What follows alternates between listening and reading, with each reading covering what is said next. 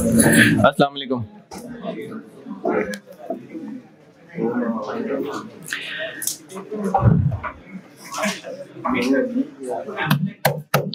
दुरूद शरीफ पढ़ना।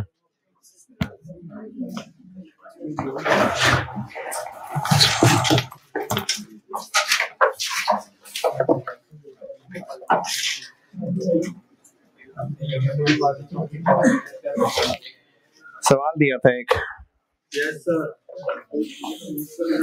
उम्मीद करता हूँ कि आप खैरियत से होंगे और सवाल भी किया होगा।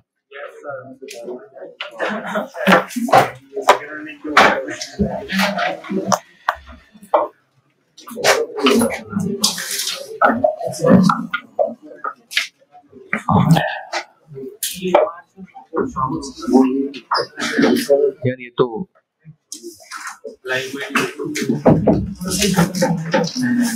पॉज करना है।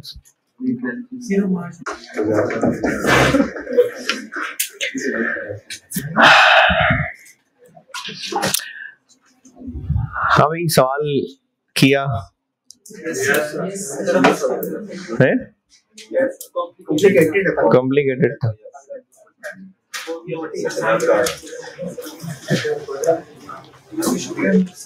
मसले होंगे, बिल्कुल होंगे, मैं करता हूँ डिस्कस, लेकिन किया है तो फिर डिस्कस कर रहा हूँ। किस किसने किया है? बस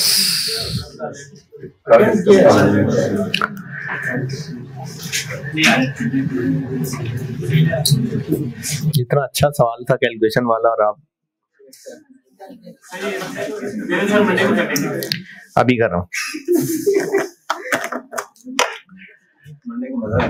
है, अभी भी मजा आएगा। 2010 का डाटा दिया हुआ है, ये 2010 है, और सवाल की रिक्वायरमेंट में 2011 की मार्जिनल एब्जॉर्प्शन की इनकम स्टेटमेंट मांगी हुई है, बजटेड इनकम स्टेटमेंट मांगी हुई है। तो है मार्जिनल एब्जॉर्प्शन का सवाल, लेकिन बजटिंग के स्टाइल में। तो मार्जिनल एब्जॉर्प्शन का सवाल है तो अपनी वही रिवायती वर्किंग्स कर लेते हैं। क्वांटिटी स्केड्यूल जो 2011 है उसकी सेल्स दी हुई है, और ये कहा हुआ है कि कंपनी की पॉलिसी थी कि जितनी सेल्स होती है ना उसके 5% के बराबर ये क्लोजिंग स्टॉक रखता है। लेकिन इस साल अब इसने सोचा है कि वो 5 नहीं 10% कर ले, यानी 2010 का जो क्लोजिंग था वो 2010 की सेल्स का 5% था, और 2011 में जो क्लोजिंग होगा वो 2011 की सेल्स का 10% होगा। तो 2010 की सेल्स थी ये 18,000 19,000, तो 2010 का जो क्लोजिंग था वो 11 का ओपनिंग बन गया, ये 11 का ओपनिंग हो गया, और 2011 की सेल्स ये दी हुई है 21,000। तो 2011 की सेल्स 21 आ गई, और 2011 का क्लोजिंग क्या होगा, इन 21,000 का 10%। तो अब इनसे प्रोडक्शन निकलाएगी।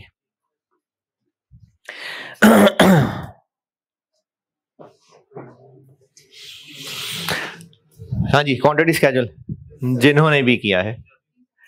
कॉस्ट पर यूनिट, कल जो सवाल डिस्कस किया था वो फ्रेपे लिमिटेड वाला, उसमें जिस साल का सवाल था उससे पिछले साल की कॉस्ट पर यूनिट भी निकालनी पड़ी थी। क्यों? क्योंकि ओपनिंग फिनिश गुड्स की अमाउंट नहीं दी हुई थी। स्प्रिंग 2014 जो पहली दफा मैंने पिछले साल की कॉस्ट कैलकुलेशन करवाई थी, उसमें भी 2013 और 12 दोनों कॉस्ट पर यूनिट निकालनी पड़ी थी। क्यों? ओपनिंग फिनिश गुड्स की अमाउंट नहीं थी। स्प्रिंग 22 सबसे पहले कराया था, उसमें सिर्फ इस साल की कॉस्ट निकाली थी, पिछले साल की नहीं निकाली थी, क्योंकि ओपनिंग फिनिश गुड्स 16 लाख रुपए दिए हुए थे। मैंने खुद जो प्रोसेस मिक्स वाला सवाल बना के करवाया था, सिर्फ इस महीने की पर यूनिट निकाली थी, पिछले महीने की इसलिए नहीं निकालनी पड़ी थी कि ओपनिंग फिनिश गुड्स दी हुई थी। अब इसमें 2010 की पर यूनिट क्यों निकालनी पड़ रही है? क्योंकि ओपनिंग फिनिश गुड्स की कॉस्ट नहीं दी हुई है। तो 11 की कॉस्ट भी निकलेगी, 10 की पर यूनिट कॉस्ट भी निकलेगी। 10 की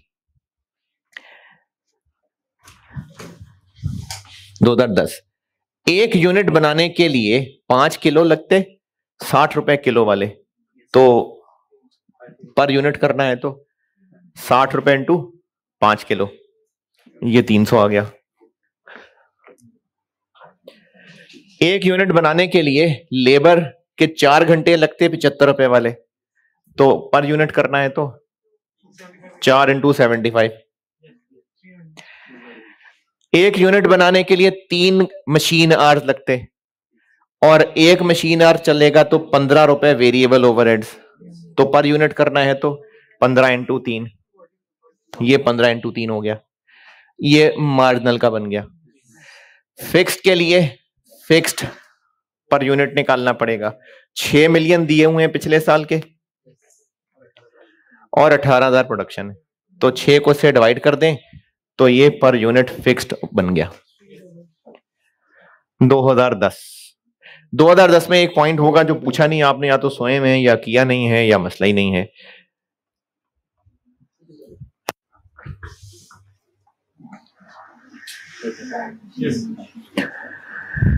क्या यस सर, क्या मतलब है इसका?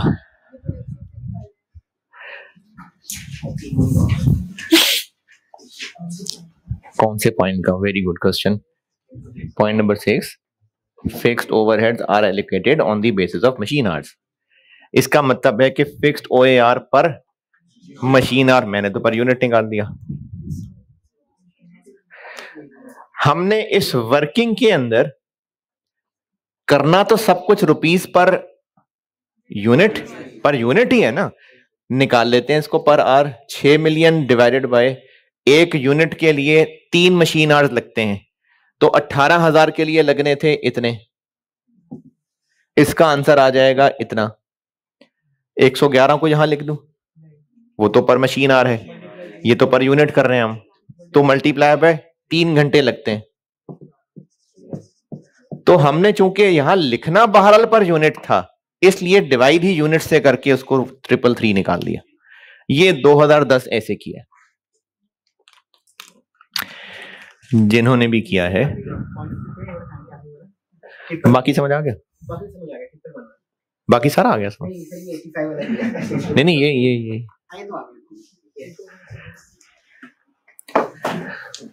Fixed overheads are allocated on the basis of machine hour. इसका मतलब है कि फिक्स्ड ओएआर पर मशीन आवर निकलता है, तो मैंने तो आपको यहां पर यूनिट निकाल दिया।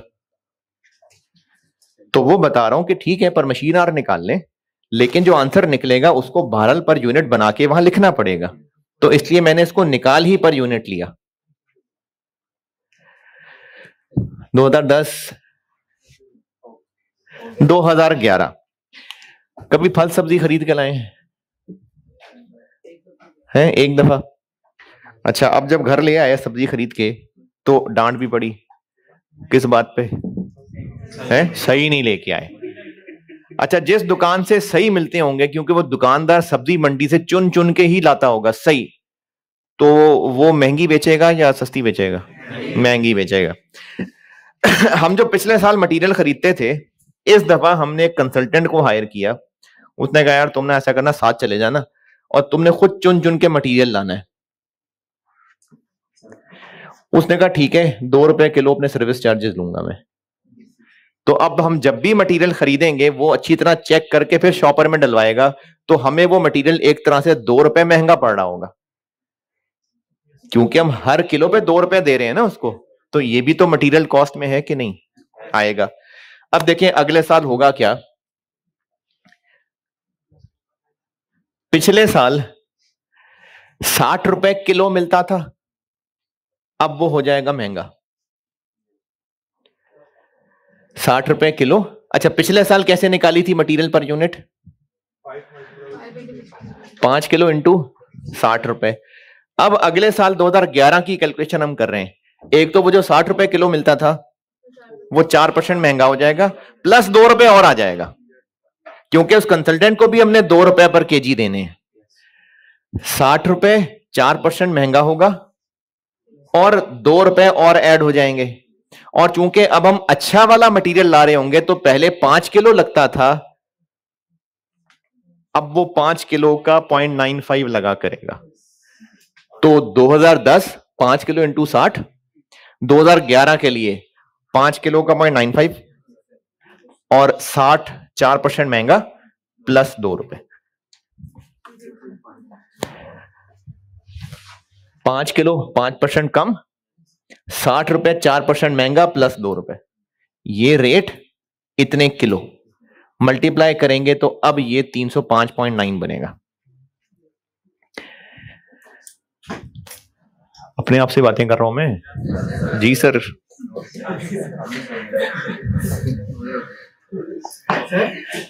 आपने बोला 0.6 मिलियन और डिवाइडेड बाय 80,000 तो उससे डायरेक्ट कर लिए थे वो तो फिक्स दिया हुआ है ना।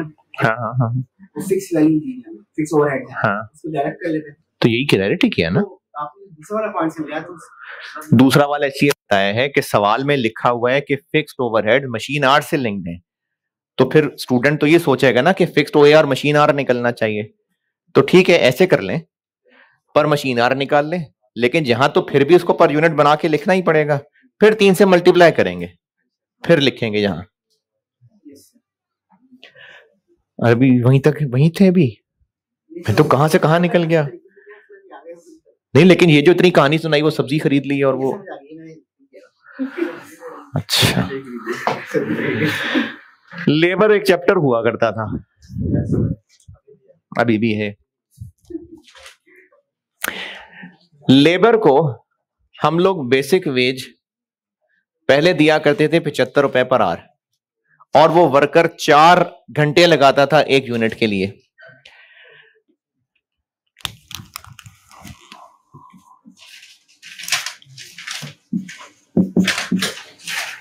तो 2010 1 यूनिट की labour cost, this into this.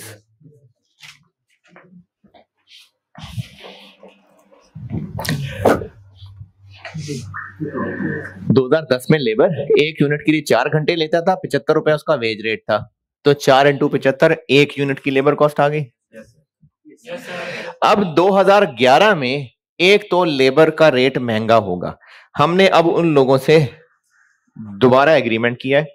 अच्छा मैं वो लेबर बताने लग गया।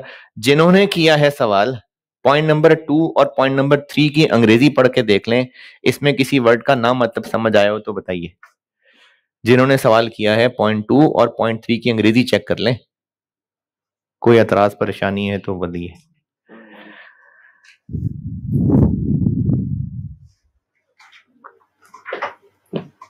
चलो ठीक है जी, कोई तकलीफ नहीं, कोई मसला नहीं।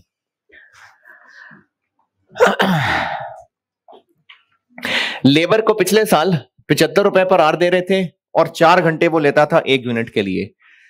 अब हमने क्या किया है, अब हमने उन लोगों से दोबारा नेगोशिएट किया है, और अब क्या किया हमने कहा हम तुम्हारे ना रेट 10% बढ़ा देते हैं। तो अब 75 रुपए देंगे हैं,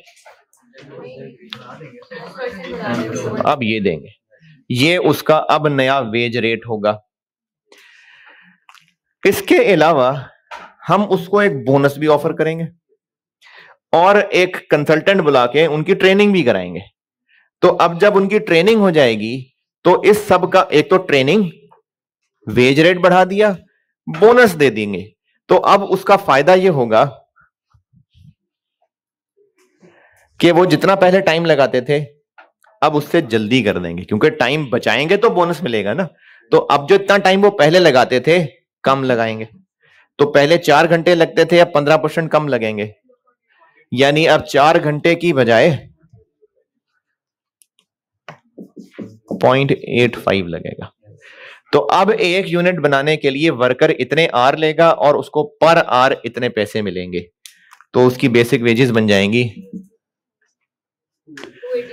280.5। बस ये होगी उसकी बेसिक वेज। 1 यूनिट के लिए इतने आर लगेंगे और पर आर उसको ये रेट मिलेगा। बोनस उस चैप्टर में भी कैलकुलेट करते थे, कैसे?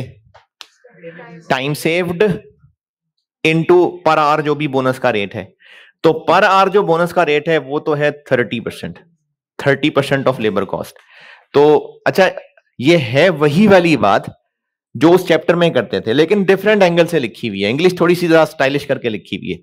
तो पहले हम उसको बोनस जो देते थे वर्कर को, वो कैसे कैलकुलेट होता है? टाइम सेव्ड मल्टीप्लाई बाय जो उसको वेज का रेट बोनस का देना है। तो बोनस के लिए उसको वेज रेट कितना देना है? 30%।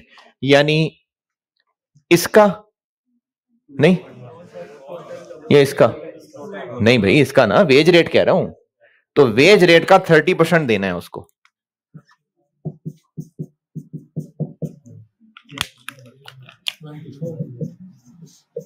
ये है ना उसका बोनस 30% वेज रेट का ना, तो वेज रेट का 30% उसको बोनस देना है। कितने अरसे का? टाइम सेव्ड का। तो उस वक्त हम टाइम सेव्ड बकायदा वर्किंग करनी पड़ती थी, स्टैंडर्ड टाइम, एक्चुअल टाइम। अब वो बता रहा है कितना टाइम बचा के देगा। कितना टाइम बचा देगा वो? 15% टाइम बचा देगा। 4 घंटे का 15% वो बचा देगा। ये आ गया टाइम सेव्ड, 4 घंटे का 15% बचाएगा। और ये आ गया उसके बोनस का रेट। तो ये बन जाएगा बोनस 14 पॉइंट। तो अब हमें ये वर्कर 1 यूनिट बना के दिया करेगा 295, नहीं, हाँ ठीक है, 295.35। ये है लेबर कॉस्ट पर यूनिट। अब पॉइंट नंबर 4 की सारी अंग्रेजी देखें और इसमें अंग्रेजी पढ़ के जो एतराज तकलीफ है वो पूछें।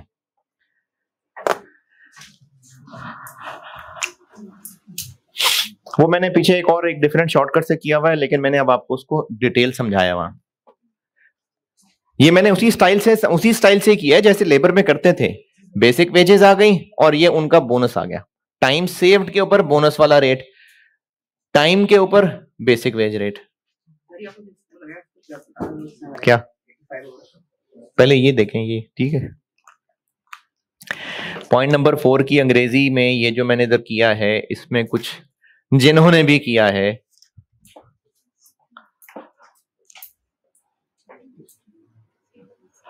इसमें क्या पूछना है और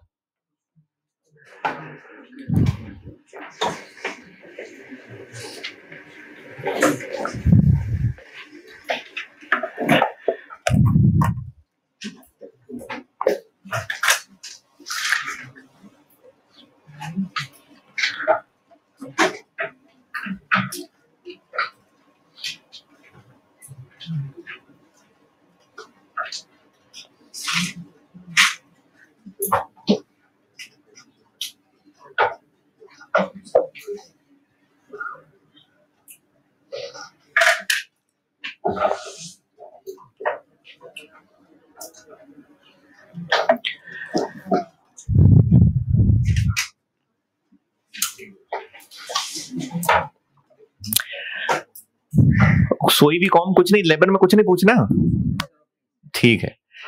सर ये पॉइंट टोटल लिखा हुआ 30% of saving in labour cost इस सर टोटल लेबर कॉस्ट मतलब इसकी समझ नहीं आ रही। टैक्स सेव का तो इधर नहीं मिलता, टाइम सेव्ड का जिक्र नहीं मिल रहा। लेबर कॉस्ट में सेविंग क्यों होगी? लेबर कॉस्ट में सेविंग क्यों हो जाएगी बिजनेस को? वेज रेट भी कम हो सकता है, लेकिन वेज रेट तो बढ़ा दिया। हाँ, टाइम सेविंग ना, तो जो टाइम सेविंग की वजह से बचत कंपनी को होनी है। चलो मैं तो स्टाइल से करा रहा था जैसे सिखाया है ना, से एक और तरीका बता देता हूं। अगर हम उसको ये बोनस वाली लालच ना देते तो कितने घंटे में काम करता? 4 घंटे में। और उसको पैसे देते इतने, कितने पैसे देते? 330 इतने पैसे देते। लेकिन वो बोनस के लालच में काम कर रहा है जल्दी, कितनी देर में कर देगा?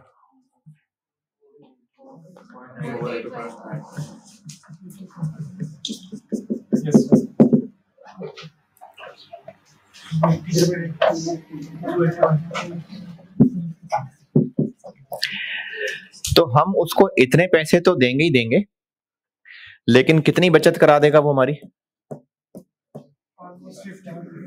ऑलमोस्ट क्या 49.5 ये बचत हो जाएगी हमारी। इसका 30% हम उसको इनाम दे देंगे, 14.85 ये बोनस है जी। ये पैसे देंगे इसको और इतना बोनस देंगे, ठीक है। चल ऐसे कर लें।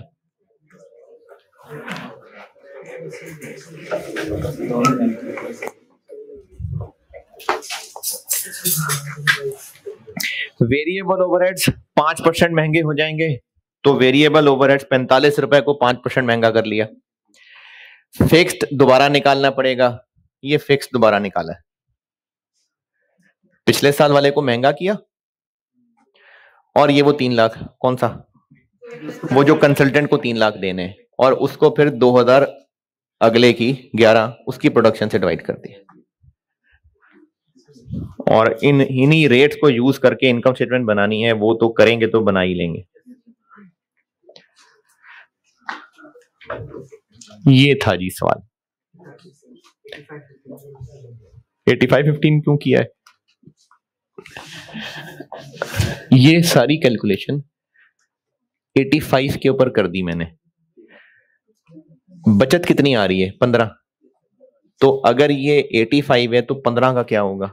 तो मैंने इसके आंसर को 85 से डिवाइड करके 15 से मल्टीप्लाई कर लिया, यानी अपनी इस वर्किंग को 85 से 15 पे शिफ्ट कर दिया, बचत निकाल ली, उसका 30% बोनस दिया है।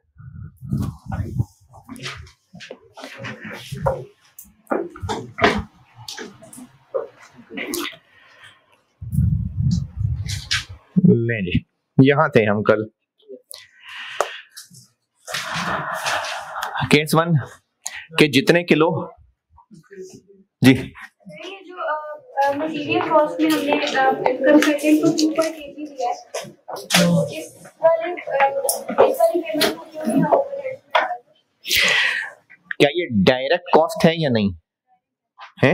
डायरेक्ट है तो मटेरियल खरीदने का खर्चा है ना, तो मटेरियल कॉस्ट है।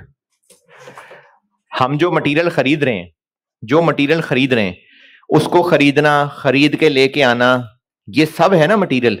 तो 2 रुपए हम उसको दे रहे हैं पर किलो मटेरियल खरीदने के लिए, जरूरी है, तो मटेरियल कॉस्ट में ही आएगा। ओवरहेड्स में क्यों 2 रुपए? ट्रेनिंग कंसल्टेंट 3 लाख रुपए पर एनम है, वो फिक्स्ड है, इसलिए ओवरहेड्स में चला गया। वो डायरेक्ट नहीं हो सकता, इसलिए उसको ओवरहेड्स में रखा, और चूंकि वो फिक्स्ड है इसलिए फिक्स्ड ओवरहेड्स में रखा। केस 1 सवाल में कैसे पहचानेंगे भाई कि जितने रुपए का परचेज किया होगा उतने रुपए का यूज कर लिया होगा?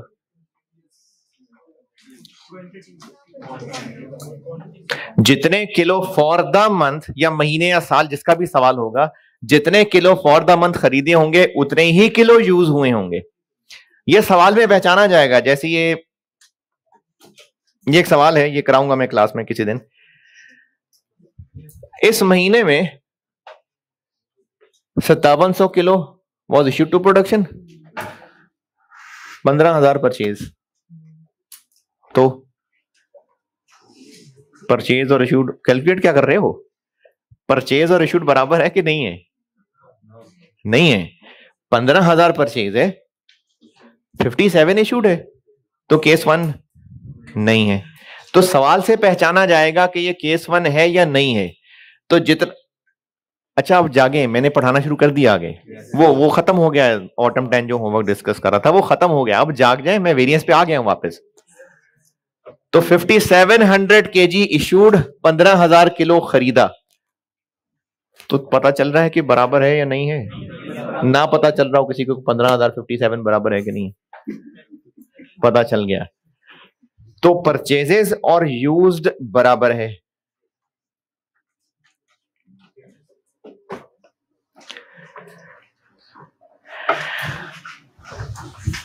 तो केस 1 है, और बराबर नहीं है तो केस 2 है। अच्छा, अब यहां पर एक अंडरस्टूड बात है मेरे ख्याल में, आपकी अकल से अज्यूम कर रहा हूं। अगर सवाल में या जैसे मैंने जो कल बोर्ड पे खुद ही एग्जाम्पल लिखी थी उसमें 22,600 किलो लिखा था मैंने, वो मैंने यूज्ड लिखे थे, तो परचेज कितने थे नहीं बताए थे ना, तो उतने ही होंगे। यानी केस 1 केस 2 की पहचानने की जरूरत तभी पड़ रही है जब आपको अलग अलग नजर आ रहा है, और अगर दोनों में से बस एक ही बताया हुआ है तो नेचुरली केस 1 ही है। सवाल में पता चल गया कि बराबर नहीं है। अब हम आगे केस 2 पे। केस 2 को आगे मैंने मजीद 2 हिस्सों में बांटा हुआ है, सिनेरियो ए, सिनेरियो बी। ये जो ब्रैकेट में लिखा हुआ है ना, इसकी अंग्रेजी का मतलब आपको अभी नहीं, कुछ क्लासेस बाद समझाऊंगा। अभी मैं ब्रैकेट से पहले वाली बात बता रहा हूं। केस 2 हम लोग वेरिएंस पढ़ रहे हैं और मैंने मटेरियल के वेरिएंसेस पढ़ाने शुरू किए हैं।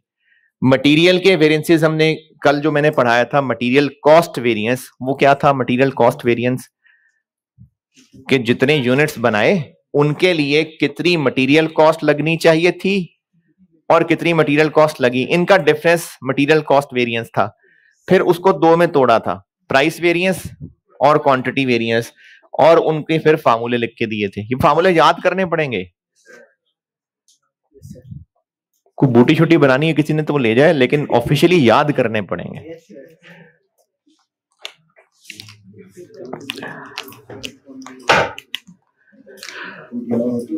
है नहीं, अलाउ नहीं होती। कुछ सलवार में छिपा के ले जाओ, कुछ जूते में छिपा लो।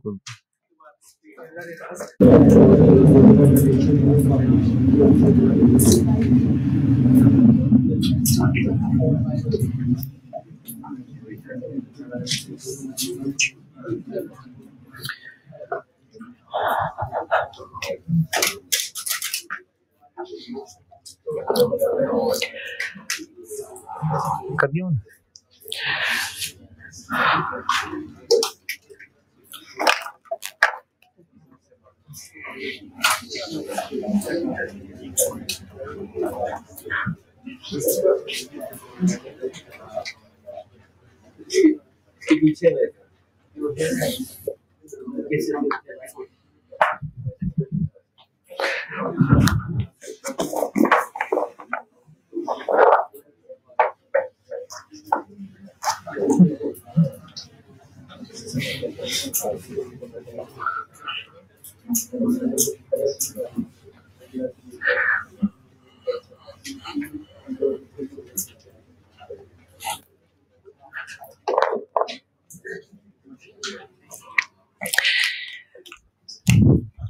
इन्वेंट्री वैल्यूएशन एक चैप्टर पढ़ा था, किसी दौर का जिक्र है। कॉस्ट ऑफ गुड्स मैन्युफैक्चर्ड निकाला करते थे, direct material cost, direct labour cost, FOH. Direct material cost नहीं दिया तो कैसे निकालते थे? डायरेक्ट मटेरियल कॉस्ट नहीं दिया तो opening raw material plus material की परचेजेस और क्लोजिंग रॉ मटेरियल, और ओपनिंग रॉ मटेरियल की फिगर जो पिछला क्लोजिंग था, जो कि यूनिट्स और इसको किसी ना किसी रेट से मल्टीप्लाई किया हुआ था। परचेजेस जो इस साल नई खरीदी होंगी, क्लोजिंग रॉ मटेरियल कैसे निकला होगा? यूनिट्स और इस साल का कोई ना कोई रेट। अब ये रेट कैसे निकलेगा? FIFO, वेटेड एवरेज, ये सब करते थे पहले। अच्छा, हम लोग फाइनेंशियल अकाउंटिंग पढ़ रहे हैं, कॉस्ट अकाउंटिंग। तो कॉस्ट अकाउंटिंग होती है इंटरनल पर्पजेस के लिए, यानी मैनेजमेंट खुद अपने लिए सब काम कर रहे होते हैं, इसके लिए कोई आईएस नहीं लग रहा है। तो वो जो FIFO और वेटेड एवरेज था ना, वो तो आईएस ने कहा हुआ है। कंपनी की मर्जी फॉर इंटरनल पर्पजेस, अगर वो उन FIFO एफ को, क्या बता रहा हूं मैं, क्या बता रहा हूं आपके साथ, क्या बता रहा हूं मैं?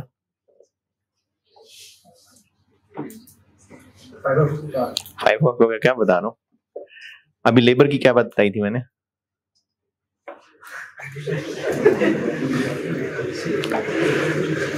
कुछ नहीं बताया था, लेबर का कुछ नहीं बताया था। ये जो क्लोजिंग का ये रेट है, ये कैसे निकलेगा, कैसे निकलता रहा है? FIFO weighted average. कंपनी की मर्जी है वो फॉर इंटरनल पर्पसेस चाहे तो वो FIFO एवरेज को दफा करके ये फैसला कर सकते हैं कि हम इन्वेंट्री को स्टैंडर्ड कॉस्ट के ऊपर रिकॉर्ड किया करेंगे, यानी उसको जो वैल्यू किया करेंगे वो स्टैंडर्ड कॉस्ट के ऊपर किया करेंगे। जैसे भी मैं वो चूंकि पिछला सवाल डिस्कस कर रहा था उसी का वैल्यू ले लेता हूं, 60 रुपए किलो अगर वो स्टैंडर्ड कॉस्ट होती तो 60 रुपए के ऊपर उसको वैल्यू करते, या जो कल सवाल में कर रहा था 120 रुपए का 1 किलो था तो इसको 120 रुपए से मल्टीप्लाई करना है, तो इसको कहते हैं inventory is valued at standard cost. लेकिन अगर कंपनी फैसला करे कि नहीं FIFO F को ही ठीक है तो उसका मतलब है ये, तो कंपनी ने या तो रॉ मटेरियल इन्वेंट्री के लिए स्टैंडर्ड कॉस्ट को रूल बनाया होगा, तो केस 2 का सिनेरियो ए है, या फिर कंपनी ने एक्चुअल कॉस्ट को ही रूल बनाया होगा, तो ये इसका सिनेरियो बी है। ब्रैकेट के अंदर वाली अंग्रेजी ये अगली किसी क्लास में समझा सकूंगा। तो केस 2 और केस 1 में फर्क कैसे पता चलेगा? क्या पढ़ रहे हैं हम, क्या हो रहा है इधर? मटेरियल के वेरिएंसेस। केस 1 केस 2 कैसे फर्क पता चलेगा? कि जिस साल का या जिस महीने का सवाल है उस पीरियड में टोटल जितने किलो परचेज किया, अगर उतने ही किलो इश्यू हुआ तो जो कल पढ़ा था, और अगर नहीं ऐसा तो केस 2 है। अगर केस 2 है तो फिर अगली बात देखनी पड़ेगी कि सिनेरियो ए है या बी है, inventory is valued at standard cost है या inventory is valued at actual cost है। और नोट्स की हार्ड कॉपी भी कहा था आपको रखें, तो ये एक्चुअल कॉस्ट के साथ लिख लें कि ये FIFO F को, उसका मतलब एक्चुअल, यानी सवाल में अगर कहा हुआ है कि inventory is valued at cost तो मतलब वो एक्चुअल कॉस्ट है। FIFO F को तो इसका मतलब एक्चुअल कॉस्ट की बात हो रही है। स्टैंडर्ड कॉस्ट होगा तो कहा होगा, अगर FIFO F को लिखा हुआ है तो इसका मतलब है वो ये वाली बात है।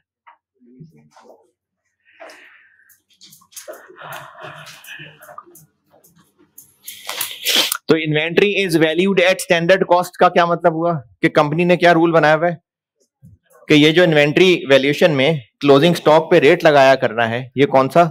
ये स्टैंडर्ड कॉस्ट वाला।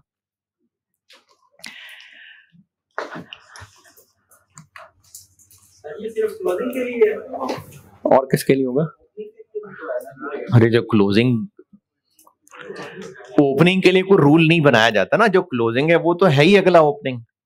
तब ओपनिंग की नहीं कोई वैल्यूएशन कर रहे होते हैं, वैल्यूएशन क्लोजिंग की कर रहे होते हैं।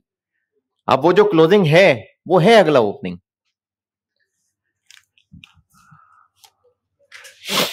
मटेरियल कॉस्ट वेरिएंस का फार्मूला कल जो बना के दिया था, किसका फर्क ले रहे थे हम? स्टैंडर्ड मटेरियल कॉस्ट ले रहा था, यानी कि जितना प्रोडक्ट बने उसके लिए कितना खर्चा होना चाहिए था, और एक्चुअल मटेरियल कॉस्ट के कितना खर्चा हुआ, ये ले रहे थे हम लोग कल। वही बस लिखा है दोबारा। ये इन तीनों में से क्या है? चारों में से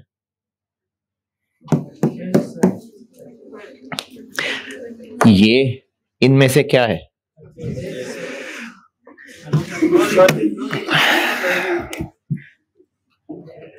ये लिखा भी हुआ है मैंने, ये लिखा हुआ है डायरेक्ट मटेरियल कॉस्ट। कह रहा था मैं कि जब इन्वेंट्री वैल्यूएशन पढ़ते थे तो डायरेक्ट मटेरियल कॉस्ट दी होती थी तो यूज कर लिया, नहीं दी हुई तो डायरेक्ट मटेरियल कॉस्ट ऐसे निकालते थे। तो ये है, ये परचेजेस नहीं है। अरे यार क्या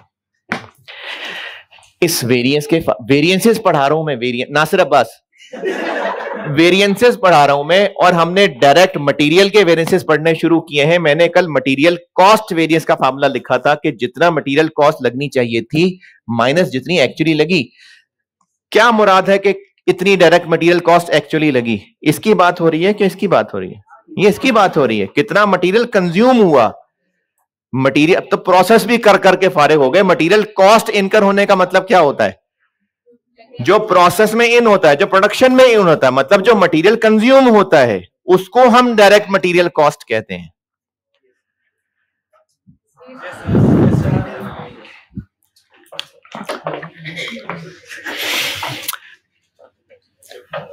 अगर inventory is measured eight standard cost है तो ये फिगर क्या होगी? Standard cost. ये फिगर क्या होगी?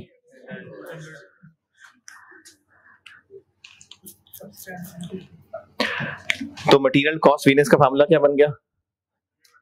स्टैंडर्ड मटेरियल कॉस्ट जो कि SQ इंटू SC था और माइनस ये नहीं, अब एक्चुअल मटेरियल कॉस्ट वो AQ इंटू AC नहीं रहा, अब ये हो गया, क्या बन गया? ओपनिंग के units into standard cost plus. अच्छा, परचेजेस की वैल्यू कैसे निकालेंगे? स्टैंडर्ड रेट लगा के?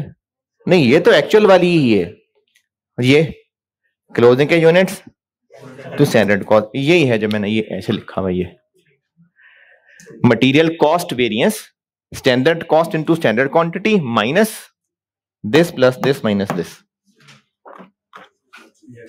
तो मटेरियल कॉस्ट वेरिएंस का फार्मूला केस 2 क्या है? केस 2 के फॉर द पीरियड जितने किलो टोटल मटेरियल खरीदा, जितने किलो टोटल इश्यू हुआ वो बराबर नहीं है, उसमें फिर आगे क्या देखना है?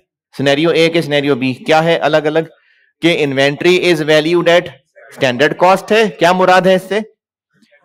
कि ये जो क्लोजिंग स्टॉक के ऊपर रेट लगाना है ये FIFO एफको वाला नहीं लगाना, तो ये कंपनी ने फैसला किया होगा। और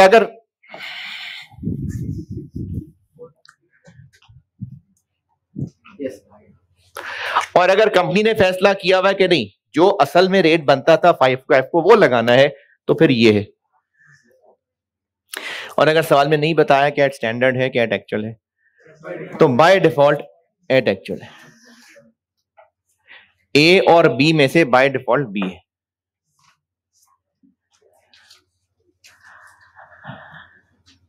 अच्छा, ए है या बी है, इस बात की जरूरत ही क्यों पड़ रही है ढूंढने की? तरतीब जरा बार बार बताता रहूंगा ना। ए है या बी है, इस बात को ढूंढने की जरूरत ही क्यों पड़ रही है? अगर केस 2 है तो। और कैसे पता केस 2 है? कि जितने टोटल किलो खरीदे और जितने यूज हुए वो बराबर नहीं है, तो हमने सबसे पहले मटेरियल वेरिएंस निकालते हुए देखना कि केस 1 है कि केस 2 है। यानी टोटल मटेरियल कंज्यूम्ड और टोटल मटेरियल परचेज्ड बराबर है या नहीं? बराबर है तो जो कल पढ़ा था, और अगर बराबर नहीं है तो केस 2।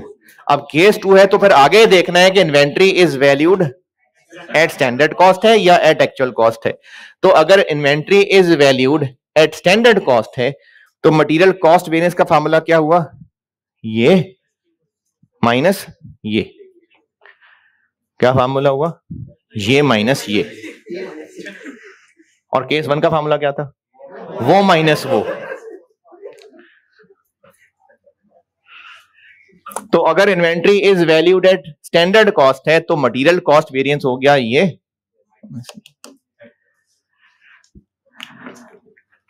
अच्छा, अब चूंकि मटेरियल परचेज जितने किलो किए और जितने इस्तेमाल किए उनमें फर्क पड़ गया ना।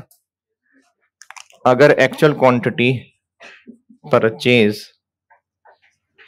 ऐसी खुद ही फिगर बना रहा हूं, 16,000 किलो है और एक्चुअल क्वांटिटी यूज्ड 14,300 किलो है,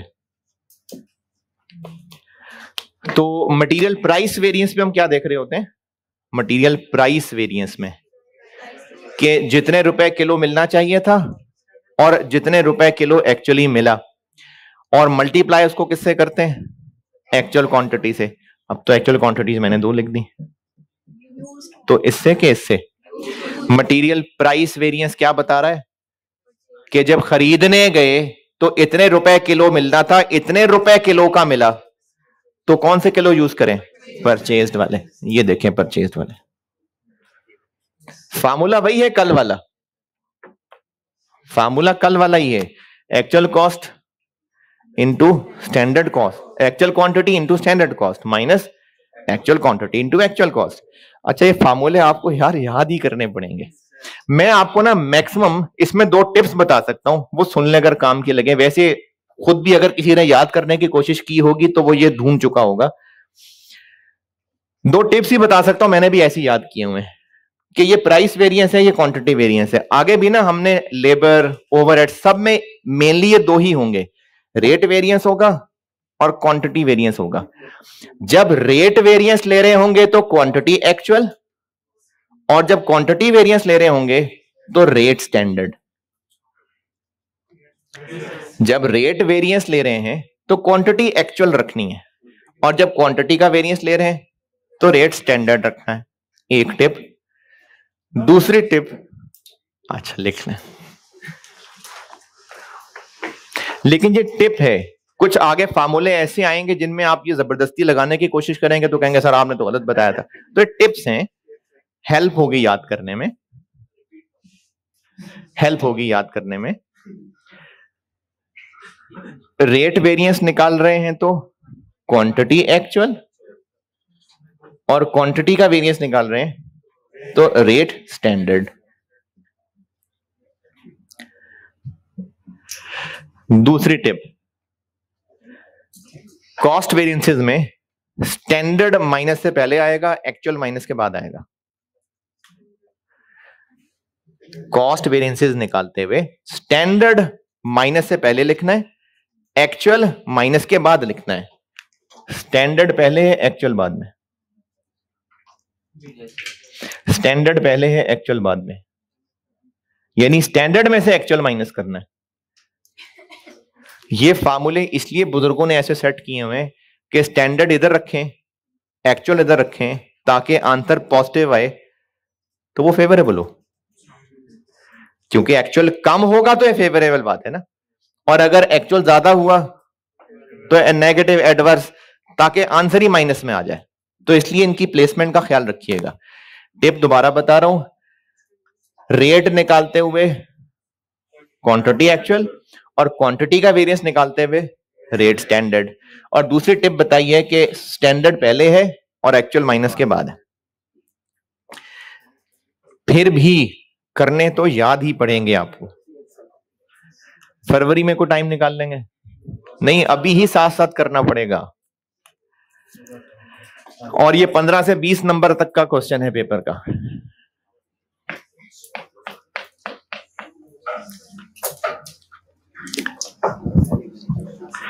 तो प्राइस वेरिएंस का फार्मूला तो यही है, लेकिन अब केस 2 में क्या हुआ? एक्यू कौन सा?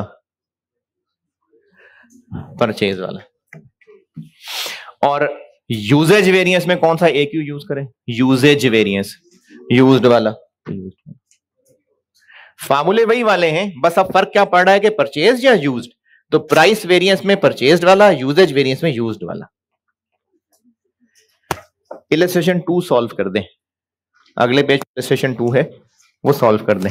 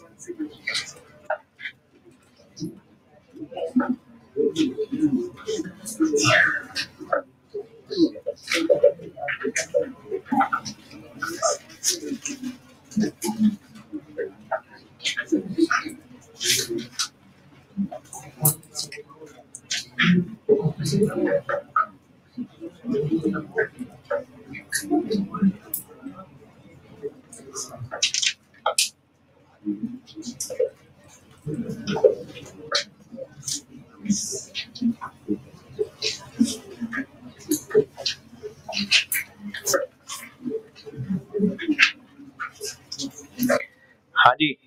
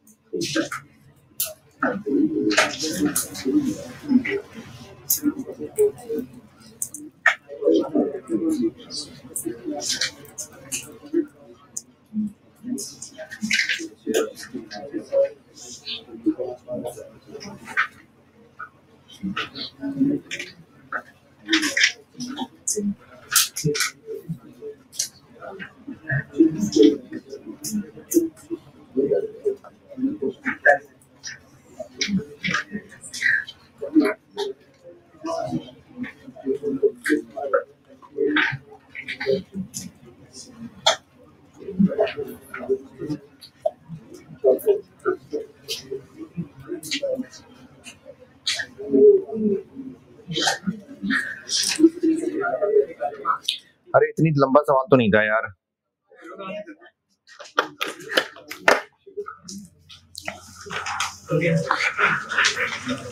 Material cost variance SC into SQ minus opening के units into SC plus actual quantity purchase into actually कितने के खरीदे माइनस क्लोजिंग के यूनिट्स इंटू SC। SC कितना 12 रुपए। SQ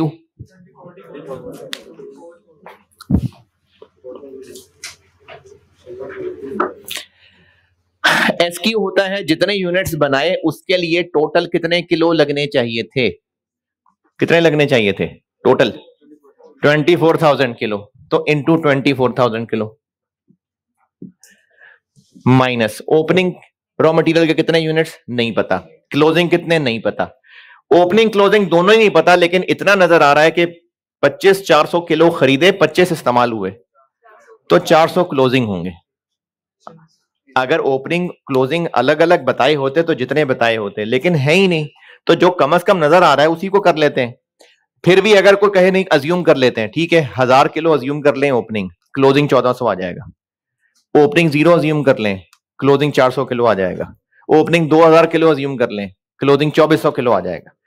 तो इसलिए 400 किलो क्लोजिंग, तो ओपनिंग नहीं है ना सही, प्लस कितने किलो खरीदे 25,400, कितने का एक 10 का, माइनस कितने बच गए 400, कितने का एक 12 का।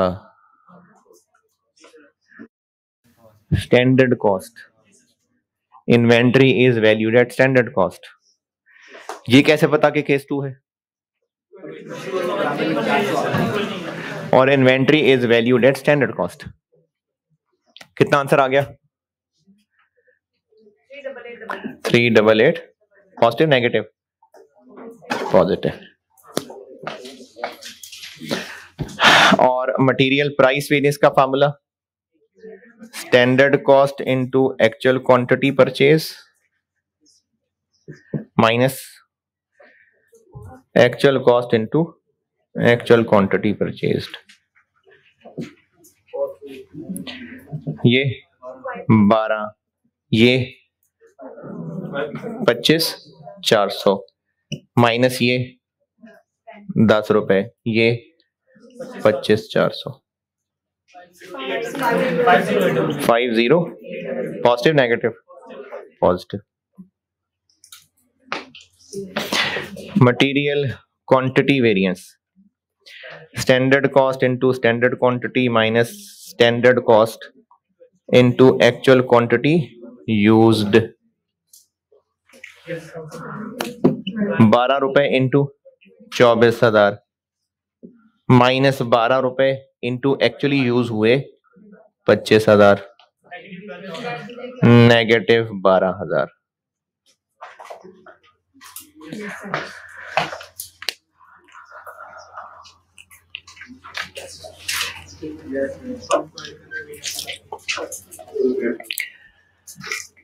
अच्छा, अगर कोई इन दोनों को ऐड करके ये निकाल ले तो ठीक है, यही आ जाएगा।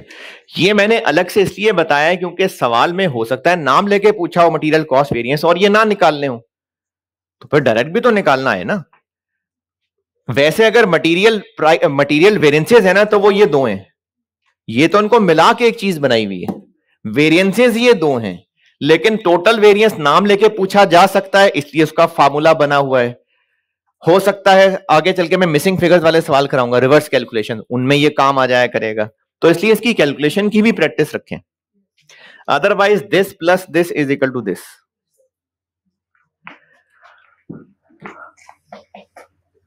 Illustration 2 done. अच्छा, मटेरियल वेरिएंसेस भी बस to be done, but going to be done. ये जो अब मैं सिनेरियो बी बता रहा हूं ना, इसकी असल वजह तो आएगी जब ये चीज समझ आएगी, जो कि नहीं आनी आगे। जब इसकी वजह आपको अगर समझ आ गई ना इसकी, तो जो यहां कहानी बताने लगा हूं इसकी असल वजह तो वो है। लेकिन मैं अभी बस एक टूटी फूटी कहानी बना रहा हूं ताकि किसी हद तक हजम हो जाए बस। असल वजह ये है, लेकिन अभी गुजारा चलाओ वजह बता रहा हूं ताकि कहानी आप इसको हजम कर लें, वो कहानी बता रहा हूं। सिनेरियो बी क्या है? अब अगर inventory is valued at actual cost है, ये फिगर्स कैलकुलेशन में कोई एतराज, तकलीफ, मुश्किल, कोई बेचैनी, कोई घबराहट? हाँ, 25,400 कहां से आया? अच्छा, ये 24 कहां से आया? ये कौन लिख गया? नहीं, ये क्या हुआ अभी? नहीं, 25,400 है। 25,400 सही, ध्यान से देखा करो। देखो 25,400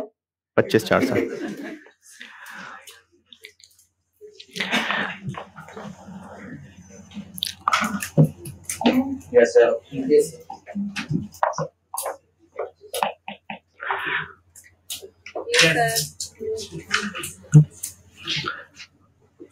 हाँ जी, पूछ लो जो पूछना है, शर्माओ नहीं। पूछ ले यार, पूछना है।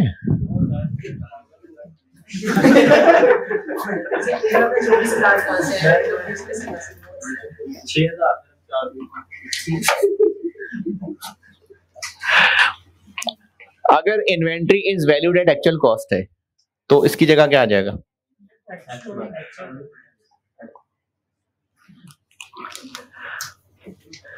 ये बस एक समझ ले कहानी सी बना रहा हूं आपको मुतमईन करने के लिए। करना तो ऐसे ही है वैसे जो फार्मूले लिखे हुए, तो बस ऐसे ही, बस दिल लगी के लिए बता रहा हूं। अब ये मैंने तो क्या चेंज किया, एससी की जगह एसी आ गया। अच्छा, अब ये सारे ही जब एक्चुअल कॉस्ट पे हैं तो फिर अगर मैं इनको कॉमन ले लूं, ओपनिंग के यूनिट्स प्लस परचेज के यूनिट्स माइनस क्लोजिंग के यूनिट्स, ये बच गया।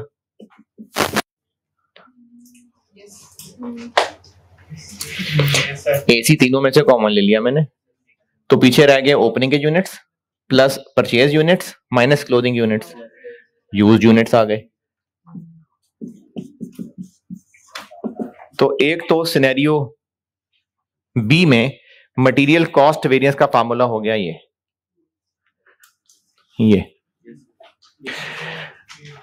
दूसरा, ये दोनों इसी को तोड़ के बनाए होते हैं। कल भी मैंने आपको मटेरियल कॉस्ट वेरिएंस से बात शुरू की थी और फिर उसको तोड़ा था। तो मटेरियल कॉस्ट वेरिएंस को देख के पता चल रहा है कि एक्चुअल क्वांटिटी यूज्ड की वजह से ही है जो वेरिएंस है। जो वेरिएंस है उसमें एक्चुअल क्वांटिटी यूज्ड ही इस्तेमाल हो रहा है, तो इसलिए यहां तो पहले भी यूज्ड ही लेते थे, यहां भी अब यूज्ड वाला लेंगे।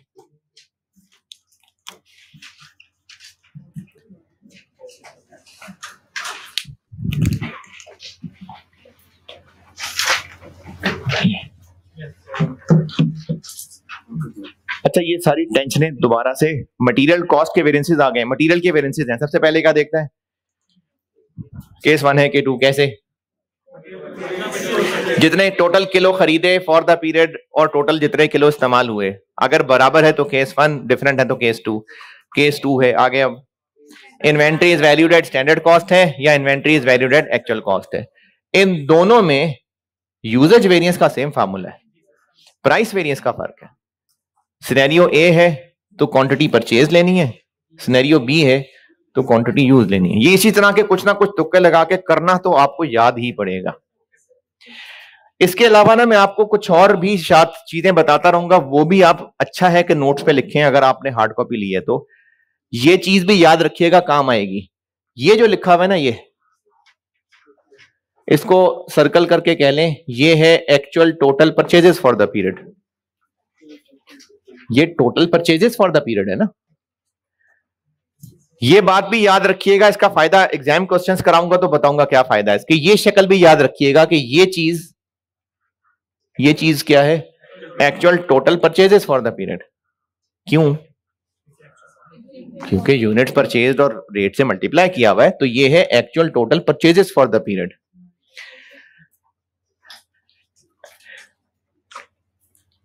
अच्छा, मैं ना किसी एक शक्ल के ऊपर ये बात बता दिया करूंगा, हो सकता है यही चीज आगे भी कहीं आई हो, तो आई होगी, मैं किसी एक के ऊपर बता रहा हूं। ये चीज ये है actual material cost for the period, actual direct material cost for the period. Actual direct material cost से क्या मराद है? परचेजेस नहीं, यूज्ड, कंज्यूम्ड। ये है actual direct material cost for the period, यानी consumed. Actual direct material cost for the period है ये। मटेरियल के वेरिएंसेस डन। कल परसों लेबर के और ओवरहेड्स के वेरिएंसेस कराता हूं। यार कॉस्ट की एक्स्ट्रा क्लास रखनी चाहिए, मुझे दिल को अच्छा नहीं लग रहा ना रख के। आप ऐसी महरूमी का शिकार महसूस कर रहे होंगे। चलिए अगले वीक में इंशाल्लाह शिकायत दूर कर देंगे आपकी, कोई ना कोई एक्स्ट्रा रख लूंगा कॉस्ट की। ठीक है जी, अल्लाह।